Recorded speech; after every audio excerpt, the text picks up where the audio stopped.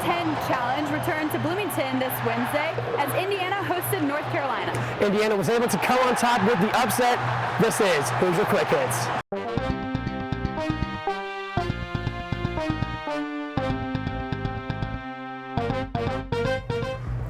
Welcome to our very first basketball Hoosier Quick Hits.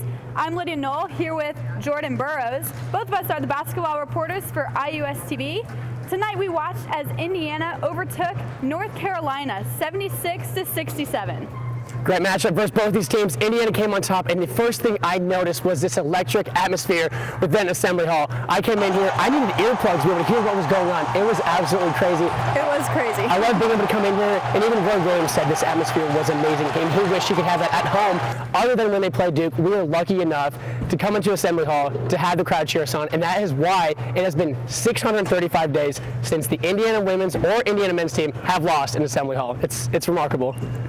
It was great to host third-ranked North Carolina here after 4 years. So, like Jordan said, obviously the crowd was ready for them to return. And with that, the team was also ready to come back here after losing to Fort Wayne. They came in here hot. That first half, amazing. I thought they played so well. They had a lot of ball pressure on the outside of the wings, even down low was really well. They went up by 11 at one point and plus 15. We had the lead the entire game, and that was awesome. That was so cool to see for this Hoosier team. Even though we did turn over the ball a few more times in North Carolina, Indiana turned it over 16 times. North Carolina only turned it over 12. But like Jordan said, we still were able to keep control of the ball and remain in the lead no matter what. Turnovers have pretty much been an issue for this Hoosier team in the season thus far, but so far tonight didn't really affect them as well as I thought it would. They did okay. Looking at the free throws now, both teams missed 9 crucial free throws. Coming down to if North Carolina would have made those free throws, could have been more of a game. Now, Jordan, also looking at the game, was there any area that you felt Indiana played weakly?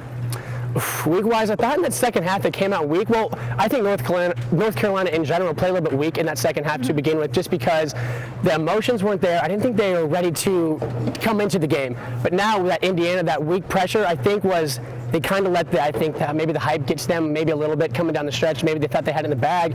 But then at one point, North Carolina had it within 4 points. I was a little nervous about that. Indiana was able to overcome them, which was awesome.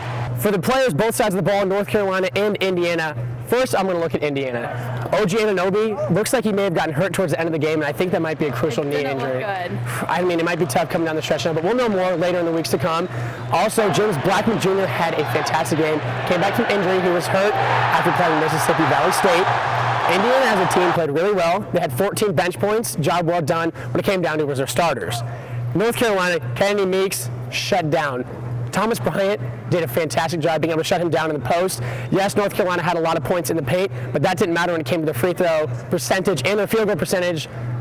Field goal percentage was at 38%. That's not good for the Star Heel team. Then looking at Joel Berry, who Robert Johnson was guarding him very well throughout the game, only had 8 points. The players didn't get the job done for North Carolina. So speaking of players, Jordan, we had a different team here today as well. The 1981 championship team that made it all the way through the Final Four and beat, get this, North Carolina for the championship was back for a reunion today. If you're an Indiana fan, you've got to love Indiana's history. So that was just another reason for the fans to go wild today. As we talked about it over and over again, the atmosphere here in Assembly Hall was electric. The Hoosiers will try to get this atmosphere again as they play SIU Edwardsville on Friday. For Hoosier Quick Hits with Jordan Burrows, I'm Lydia Knoll.